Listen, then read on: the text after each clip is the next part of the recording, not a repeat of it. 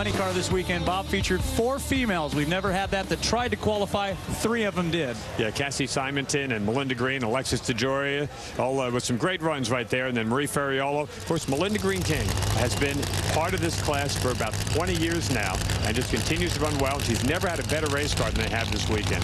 But she got beat in round 1. Frank Manzo, he was vulnerable in round 1. Had a fuel line came off and was spraying fuel all over the place, and that's never a good thing. Jamie, you got more? Well, I did speak with Frank Manzo this morning, and he said it's not the first time he's broken a fuel line. He knew what he had to do. He knew he could make it to at least the 1,000-foot mark before anything terrible happened. That's exactly what he did, and then he let off, but he still got the win light, and he still advanced on to round number 2. Look at this. Wow, he was vulnerable once again, but Manzo picks up the win, 5:58, 262.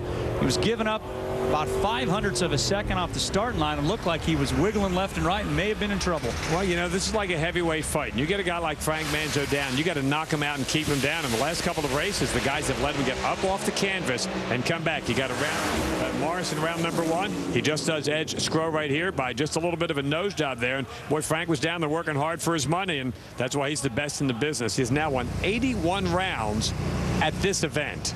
9 inches the margin of victory as Manzo moves on as we move down to the far end. Mickey Ferro, you had a rough first half of the season, and you told me earlier this morning you couldn't quit because you weren't smart enough to know how, but now you're advancing on to the semifinals. Are you ready? Yeah, we had to make a few changes and calm this car down through first gear. Anthony's made some good changes, and it seems to be responding. So, you know, we're happy with that run.